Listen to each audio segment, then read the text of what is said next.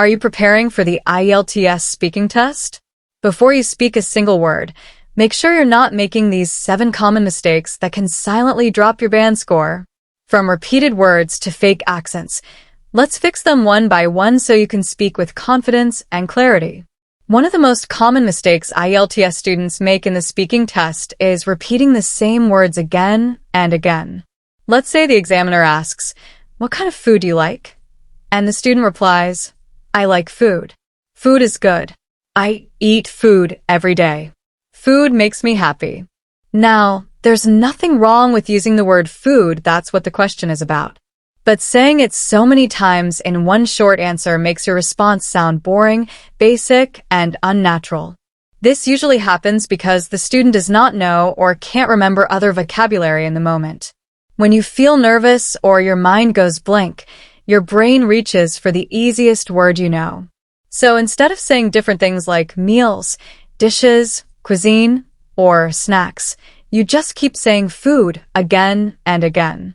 The IELTS speaking test is not just about giving an answer, it's about showing that you can speak with a range of vocabulary. Repeating the same word over and over shows the opposite. It makes it look like your vocabulary is limited, and that can bring your band score down. So how do we fix this? The best way is to practice using variety in your answers, even for simple topics. Let me show you a better version of the food answer. Instead of saying, "I like food," "Food is good," you can say something like, "I really enjoy trying different kinds of meals, especially spicy dishes. I usually eat home-cooked food during the week, but on weekends, I love ordering fast food or going out to try new cuisines." See the difference? In that one answer, we used several different words: meals, dishes, home-cooked food, fast food, cuisines. That shows the examiner you know how to talk about a topic in more than one way. And the great part is you don't need big, fancy words. Just small changes can really help. And remember, don't be afraid of making small mistakes.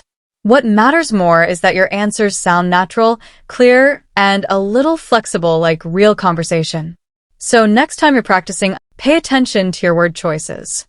Use a range of vocabulary and avoid repeating the same word again and again. It'll instantly make you sound more fluent and confident. Another big mistake many IELTS students make is speaking memorized answers. This means they prepare long sentences or full paragraphs before the test and try to repeat them exactly when the examiner asks a question. At first, this might sound like a good idea. It feels safe, right? You think, if I memorize everything, I won't make a mistake. But in the IELTS speaking test, this can actually hurt your score. Let me explain why. When you give a memorized answer, your tone sounds flat, robotic, or unnatural. It doesn't sound like real conversation. The examiner can easily tell that your answer was prepared in advance. And in the IELTS test, they are trained to spot memorized answers. If they think your response is not spontaneous or natural, they might give you a lower score, especially for fluency and coherence. Here's an example. Let's say the examiner asks, "What do you do in your free time?" A memorized answer might sound like this: "In my leisure time, I engage in a multitude of activities which help me refresh my mind and rejuvenate my soul." Now, this sounds nice on paper, but it's not how people speak in real life. It sounds too formal and too perfect. Worse, if the examiner asks a follow-up question or changes the topic a little, the student may get confused because they only memorized one answer. And that makes the conversation break down quickly. Now, let me give you a better, natural version. "In my free time, I like watching movies or going for a walk. It helps me relax, especially after a long day." It's simple, it's natural, and it sounds like real communication, and that's exactly what the IELTS examiner wants to hear. So, how can you fix this? First, stop memorizing full answers. Instead, focus on learning useful phrases, sentence starters, and vocabulary that you can use in many different situations. For example, phrases like, "In my opinion," "I enjoy because," or "It depends on the situation." These are flexible and help you answer naturally. Second, practice answering questions in your own words. Don't write down a full script. Just think, speak, and record yourself. It's okay if it's not perfect. What matters is fluency and communication. And third, practice with different types of questions. Ask a friend or teacher to throw random topics at you. This helps train your brain to respond quickly and naturally, instead of trying to remember something you wrote 3 days ago. So remember, the IELTS speaking test is not a memory test. It's a communication test. Another very common mistake in the IELTS speaking test is giving short answers with no details. For example, the examiner might ask, "Do you enjoy watching movies?" And the student replies with just one word, "Yes." Or maybe, "Yes, I do." That's it, no explanation, no reason, nothing more. This kind of answer is too short, and it doesn't give the examiner enough information to judge your speaking ability. Now, the IELTS speaking test is not just about answering the question. It's about showing your fluency, vocabulary, grammar, and ability to express ideas. When you give a very short answer, even if it's correct, you miss the chance to show your English skills. That can really affect your score, especially for fluency and coherence. So, why do students give short answers? It usually happens because they're nervous or unsure what to say. They think, well, the question was yes or no, so I'll just say yes or no. Sometimes they don't have enough practice speaking English in full sentences. Other times, they're afraid to make mistakes, so they say as little as possible to stay safe. But in IELTS, playing it too safe can actually hurt your performance. Let me show you an example. If the examiner asks, "Do you enjoy watching movies?"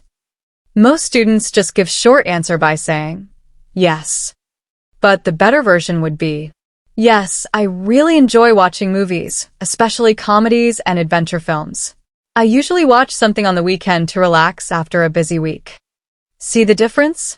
The first answer is correct, but it tells the examiner almost nothing. The second answer gives more detail, what kind of movies, when you watch them, and why. It sounds natural and shows your ability to speak fluently. You don't need to speak for a full minute. Just try to give 2 to 3 sentences with some details. Think of it like this. Answer the question, and then say a little more, maybe give a reason, an example, or a personal experience. Let's try another one. Do you like cooking? Instead of saying not really, say this, not really. I find cooking a bit stressful, especially when I'm tired after work. I prefer ordering food or eating something quick and easy. Again, it's a short response, but it's full of meaning. You explain your feelings, your reason, and your habits, and all of that helps the examiner understand your English level better. The key idea is, don't stop at yes or no. Always try to extend your answer just a little bit. It shows that you can keep a conversation going, and that's exactly what the examiner is looking for. So next time you practice IELTS speaking, remember, short answers are safe, but they don't help you shine. Add a few details, speak from your experience, and let your English flow. You'll sound more confident, more natural, and much more fluent. Another big mistake that many IELTS learners make is using the wrong pronunciation or trying to copy a fake accent. Now, pronunciation is very important in the IELTS speaking test. If the examiner can't understand your words clearly, your message is lost and that affects your band score. But what many students don't realize is that trying to copy a foreign accent, especially if it's unnatural, can make your pronunciation worse, not better. Let's say a student tries to speak in a strong British or American accent, even though they've never practiced it properly. They start focusing too much on sounding cool or fluent, but the result is that their speech becomes unclear or fake. For example, they might say, "I wanna go to the market," instead of clearly saying, "I want to go to the market." The sentence loses clarity, and the examiner has to work harder to understand what they're saying. This usually happens because students believe that having a native-like accent will give them a higher score. But the truth is, IELTS is not testing your accent. You don't need to sound British, American, or Australian. What matters is clear, correct, and natural pronunciation in your own voice. In fact, the IELTS scoring system is very clear. Pronunciation is about how well you can be understood, not about the accent you use. You can speak in a Pakistani, Indian, Arab, or Chinese accent. As long as your words are clear and your intonation is natural, your score will not suffer. So, let's talk about how to fix this. Practice word stress and intonation. English is a stress-timed language. This means some syllables are said louder and longer than others. For example, in the word banana, we say bianina, not bianana or bianane. If your stress is wrong, it can confuse the listener. So practicing natural rhythm can help your speech become smoother and easier to follow. Also, listen to native speakers, but not to copy their accent. Listen to how they pause, how they emphasize words, and how their sentences rise and fall. You can learn a lot by repeating what you hear. This is called shadowing. Play a short clip, pause it, and try saying the sentence the same way, not the same accent, but with the same natural rhythm. One common mistake many IELTS candidates make during the speaking test is using too many filler sounds like, like, you know, and similar words. Now, using a few fillers here and there is completely normal. Even native speakers do it. But when they happen too often, they start to hurt your fluency score and make you sound unsure or unprepared. Let's look at an example. What's your favorite season of the year? I think like winter because it's, not too hot and like I can wear warm clothes. As you can hear, there are too many pauses and filler words. The message gets lost and the speaker sounds nervous or confused. Even though the person knows what they want to say, the constant use of and breaks the flow and makes the sentence harder to follow. Now, why does this happen? Usually, students use fillers because they're trying to think while speaking. Their brain is looking for the right word, the right grammar, or the right sentence structure. And to buy time, they fill the silence with or. It's a natural habit when you're nervous or unsure. But in the IELTS speaking test, too many fillers can make you seem less fluent and less confident, even if your English is actually good. So how do we fix this? The first step is to slow down a little. You don't have to rush your answer. In fact, a short pause, a silent pause, is much better than filling the space with sounds. Silence is okay. It gives your brain a moment to think, and it makes you sound more calm and natural. You can also practice with common linking phrases. For example, instead of saying, try saying, let me think for a moment. That's an interesting question. Well, in my opinion, these phrases give you time to think, and they sound much better than filler sounds. Another mistake many IELTS candidates make is not answering the actual question. This means the student hears the question but responds with something slightly off topic, or sometimes even completely unrelated. This may happen without even realizing it, and it affects your score, especially in coherence and task response. Let's look at a simple example. Do you enjoy going to the cinema? I think movies are very popular these days. Many people like action and romantic films. Netflix has a lot of great options now. Now, is this answer wrong? Not exactly. But did it answer the question directly? No. The student was asked about their own experience. Do you enjoy going to the cinema? Instead, the answer went off into a general topic about movies, streaming, and what other people like. That shows the examiner that you didn't fully understand or respond to the question clearly. Here's how to fix this. First, train yourself to listen carefully to the question. Pay attention to what it's really asking. Is it asking about your opinion, your routine, your preferences, or your past experiences? That will guide how you respond. Second, try to repeat part of the question in your answer. This helps you stay on track. For example, do you enjoy going to the cinema? Say like this. Yes, I really enjoy going to the cinema, especially on weekends. I love the big screen experience and watching movies with friends. Now the answer is clear, personal, and directly related to the question. Another big mistake many students make during the IELTS speaking test is getting scared or losing confidence. And honestly, it's very common, so if this happens to you, you're not alone.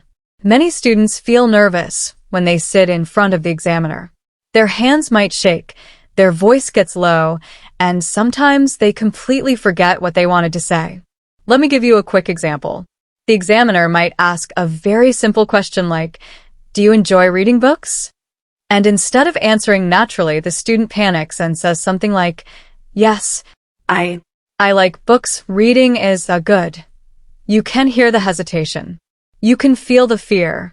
And this fear can make even a good English speaker sound unsure and weak. The problem is, when you speak with fear, it affects your fluency, your tone, and even your vocabulary. You speak too fast or too slowly. You forget common words. You pause too much or use too many and sounds. And all of that can lower your speaking score. Now, let's talk about how to fix this. The first and most important thing is to change how you see the test. Don't think of the examiner as a judge. Think of them as a friendly person having a short chat with you. It's not a job interview. It's just a conversation, and they're not looking for perfection. In fact, IELTS examiners expect mistakes. What they really want to see is how well you communicate your ideas, even if you make a few small errors. Also, learn to pause with confidence. If you forget a word, don't panic. Just take a short pause and keep going. You can say things like, "Let me think for a second," or "That's an interesting question." These little phrases help you stay calm and give you time to organize your thoughts. Here's an example of a confident answer, even if it's simple. "Do you enjoy reading books?" "Yes, I do. I especially enjoy reading self-help books because they motivate me. Right now, I'm reading one about building good habits." It's short, natural, and sounds calm. No fancy words, just clear communication. I hope this video helped you. Thanks for watching.